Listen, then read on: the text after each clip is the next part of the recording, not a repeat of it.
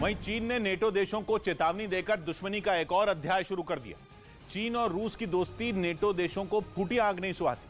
America तो हाथ धोकर चीन के पीछे पड़ गया, जिसका चीन ने भी बिना डरे जवाब दिया। लेकिन चीन और अमेरिका के बीच चल रही दुश्मनी में तब एक और अध्याय जुड़ गया जब चीन ने नेटो देशों को चेतावनी दी कि उन्होंने यूरोप में जो किया वो एशिया में करने की जुर्रत न करें। एक रिपोर्ट में लिखा गया कि चीन ने दो टूक कहा कि अपनी विस्तारवादी नीति की वजह से नेटो ने यूरोप की लुटिया डुबो दी और अब वो एशिया में भी वही करने की कोशिश कर रहा है। चीन और अमेरिका में नहीं पड़ती, दोनों में 36 का आंकड़ा है। लेकिन ये पहली बार हुआ है जब चीन ने नेटो को एशिया के मुद्दे पर आंखें दिखाई हैं और उसे इंडो पैसिफिक रीजन से दूर रहने को कहा है। इंडो पैसिफिक रीजन में चीन की मनमानी को रोकने के लिए क्वाड बना था, जिससे चीन बौखला उठा था।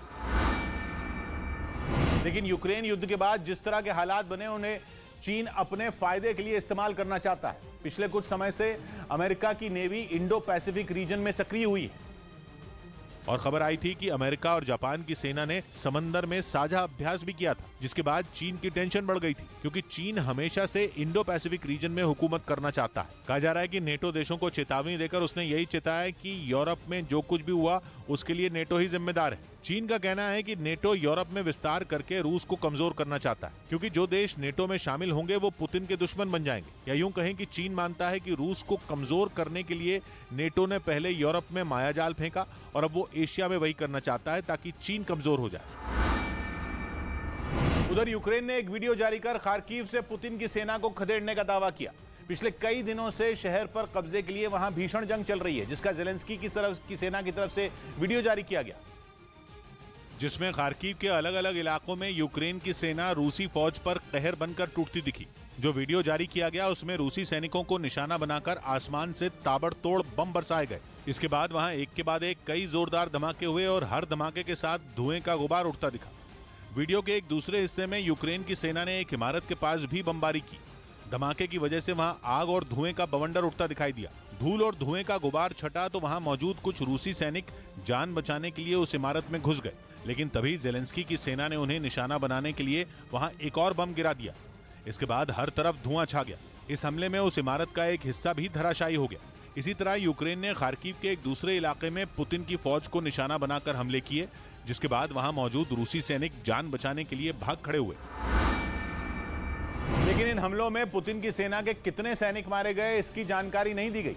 वहीं यूक्रेन ने दावा किया कि इन हमलों के बाद रूसी सेना ने खार्किव शहर के पास मौजूद एक कल्चरल सेंटर को रॉकेट से निशाना बनाया, जिसमें उस कल्चरल सेंटर की 3 मंजिला इमारत पूरी तरह से बर्बाद हो गई। या यूं कहें कि रॉकेट से हुए हमले की वजह से पूरी इमारत मलबे के ढेर में बदल गई। जो वीडियो सामने आया उसमें हमले के बाद वहां से धुआं निकलता दिखा। देखने से ऐसा लगा जैसे कुछ देर पहले ही इस इमारत को निशाना बनाया गया था। इस दौरान वहां मौजूद फायर ब्रिगेड के कई लोग पानी की बौछार कर आग बुझाने की कोशिश में जुटे रहे।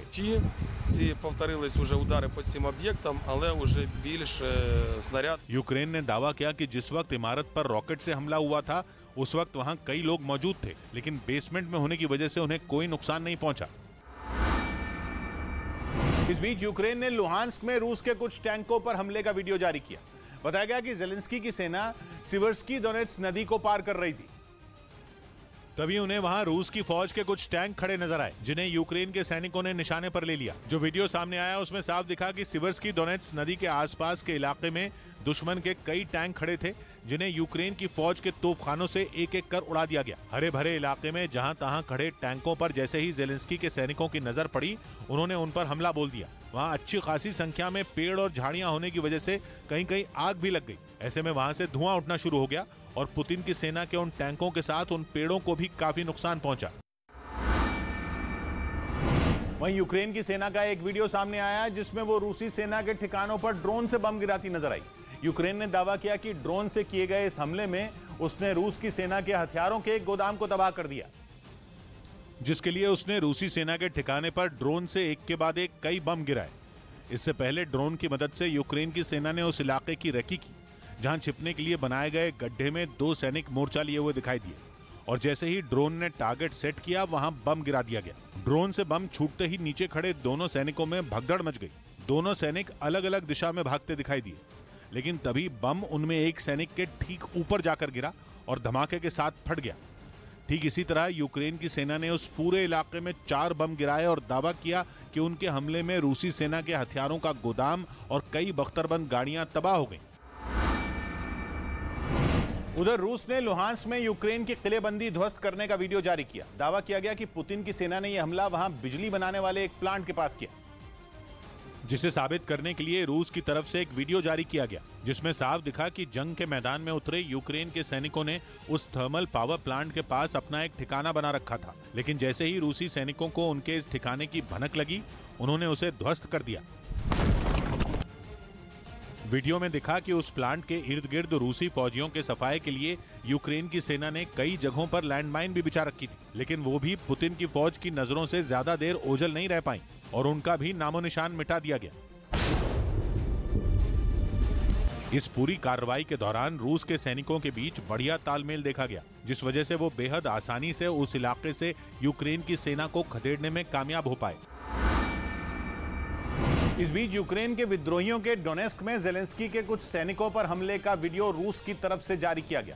बताया गया कि यूक्रेन की फौज को तबाह करने के मकसद से उसके फौजियों को निशाने पर लिया गया, जो कि सामने आए वीडियो में दिखा भी। उसमें यूक्रेन के कई विद्रोही डोनेस्क के अलग अलग इलाकों में यूक्रेन की फौज को निशाना बनाते नजर आए। कहीं तोपखाने से तो कहीं टैंक से उन लोगों ने जेलेंस्की के सैनिकों पर हमला किया। उन्हें देखकर ऐसा लगा मानो वो उन्हें खत्म करके ही दम लेंगे। वहां के एक इलाके में यूक्रेन के उन विद्रोहियों ने तो ऐसी तबाही मचाई कि जगह जगह एक के बाद एक कई धमाके होते चले गए। कहीं यूक्रेन के सैनिक निशाने पर आए तो कहीं उसकी फौज के हथियार, तो कहीं हमलों से यूक्रेन के सैन्य ठिकाने को उजाड़ने की साजिश रही। वहीं लुहांस्क को यूक्रेन के दूसरे हिस्सों से जोड़ने वाले रेलवे पुल को यूक्रेन की सेना ने उड़ा दिया। यूक्रेन का दावा है कि इस रास्ते का इस्तेमाल कर रूस की सेना लुहांस्क के कुछ इलाकों पर चढ़ाई कर रही थी, इसलिए उसने पुल को ध्वस्त कर रूस की फौज को रोकने की कोशिश की, जिसका एक वीडियो खुद यूक्रेन की सेना ने जारी किया, जिसमें उस रेलवे पुल को गिराने के लिए एक साथ दो बड़े धमाके होते दिखाई दिए। धमाके इतने जोरदार थे कि उनकी आवाज कई किलोमीटर दूर तक सुनाई दी और ब्लास्ट के बाद वहां से काफी ऊंचाई तक आग की लपटों के साथ धुएं का गुबार उठता नजर आया। यूक्रेन ने दावा किया कि इस रेलवे पुल को धमाकों के जरिए उड़ाकर उसने लुहांस्क में रूसी सेना को मिलने वाली मदद के रास्ते को बंद कर दिया। रूस ने एक वीडियो जारी कर यह दावा किया कि उसकी सेना ने जमीनी लड़ाई में यूक्रेन को काफी नुकसान पहुंचाया। यह हमला किस इलाके में हुआ इसका पता नहीं चल सका, लेकिन रूस ने अपने दावे को सच साबित करने के लिए इसका वीडियो जारी किया, जिसमें रूस के कुछ सैनिक यूक्रेन के एक इलाके पर ताबड़तोड़ रॉकेट दागते दिखाई दिए। इससे पहले वहां रेकी की गई और फिर उस इलाके में मौजूद यूक्रेन के सैन्य ठिकाने पर रॉकेट से हमला कर दिया गया, जिससे पूरा इलाका थर्रा उठा। रूस ने दावा किया कि उसकी सेना ने इस हमले में यूक्रेन के कई टैंकों और बख्तरबंद गाड़ियों को बर्बाद कर दिया। हालांकि ये वीडियो यूक्रेन के किस इलाके का है, इसके बारे में रूस की तरफ से कोई जानकारी नहीं दी गई। उधर नेटो में शामिल होने के मुद्दे पर फिनलैंड और स्वीडन की राह में तुर्की रोड़ा बन गया। तुर्की ने इन दोनों देशों पर आतंकवाद का समर्थन करने का आरोप लगाया। यूक्रेन पर रूस के हमले के बाद फिनलैंड और स्वीडन ने नेटो में शामिल होने के लिए एड़ी चोटी का जोर लगा दिया। और ये बात भी सामने आई कि फिनलैंड इसी महीने नेटो में शामिल होने के लिए आवेदन करेगा। लेकिन इसमें नया मोड़ तब आ गया जब तुर्की ने फिनलैंड और स्वीडन पर आतंकियों को पनाह देने का आरोप लगाते हुए उनके नेटो में शामिल होने पर ऐतराज जता दिया, जबकि तुर्की खुद नेटो का सदस्य है। मतलब ये कि रूस यूक्रेन जंग के बीच नेटो में ही दो फाड़ होने का खतरा मंडराने लगा। कहा तो ये भी जा रहा है कि तुर्की वीटो का इस्तेमाल करके दोनों देशों को नेटो का सदस्य बनने से रोक सकता है। तुर्की के इस कदम से सीधा फायदा रूस को होगा, क्योंकि ये दोनों देश रूस के पड़ोसी हैं और अगर ये नेटो का हिस्सा बन जाएंगे तो इस सैन्य संगठन की सेना रूस के दरवाजे पर खड़ी हो जाएगी। और इसी वजह से रूस शुरू से ही इसका विरोध कर रहा है। यही नहीं, स्वीडन और फिनलैंड के नेटो से जुड़ने के ऐलान के बाद रूस इस दोनों देशों को गंभीर परिणाम भुगतने की चेतावनी तक दे चुका है। और तो और रूस ने फिनलैंड से जुड़ी अपनी 1300 किलोमीटर की सीमा पर सेना तक तैनात कर दी। यही नहीं, पुतिन ने परमाणु हथियार और हाइपरसोनिक मिसाइल भी तैनात करने की धमकी दी। लेकिन रूस की इन धमकियों के बाद भी फिनलैंड और स्वीडन नेटो में शामिल होने के अपने फैसले पर अडिग रहे। इसके बाद पश्चिमी मीडिया की तरफ से ये तक दावा किया गया कि पुतिन बौखलाहट में यूक्रेन की तरह ही फिनलैंड और स्वीडन पर हमला बोल सकते हैं। लेकिन अब तुर्की ने भी इन दोनों देशों के नेटो में शामिल होने का विरोध शुरू कर दिया। हालांकि तुर्की को अपने इस कदम से अमेरिका के नाराज होने का डर भी है, क्योंकि अमेरिका चाहता है कि समान विचारधारा वाले रूस के सभी पड़ोसी देश नेटो का सदस्य बने, ताकि रूस की घेराबंदी की जा सके। ताकि नेटो का सदस्य होने के बाद भी तुर्की इसके लिए राजी नहीं। असल में तुर्की के इस कदम के पीछे अपनी दलील है। उसका आरोप है कि स्वीडन और फिनलैंड कई आतंकी संगठन का समर्थन करते हैं, जिनमें कुर्दिस्तान वर्कर्स पार्टी भी शामिल है, जिसके आतंकी कई साल से तुर्की पर गुरिल्ला हमला करते रह रहे हैं। और तो और 1997 में अमेरिका इसे आतंकवादी संगठन घोषित कर चुका है। यही नहीं, इस आतंकी संगठन का समर्थन करने पर अमेरिका स्वीडन को फटकार तक लगा चुका है। लेकिन तुर्की का आरोप है कि अमेरिकी फटकार के बाद भी फिनलैंड और स्वीडन इस आतंकी संगठन को हथियार मुहैया करवाते हैं। यही नहीं, इस आतंकी संगठन के सीरिया में भी कई ठिकाने हैं। लेकिन तुर्की की परेशानी यह है कि सीरिया और उसकी सीमा एक दूसरे से जुड़ी है। तुर्की का आरोप है कि स्वीडन और फिनलैंड की मदद पाकर कुर्दिस्तान वर्कर्स पार्टी के आतंकी उसे निशाना बनाकर लगातार हमले करते हैं।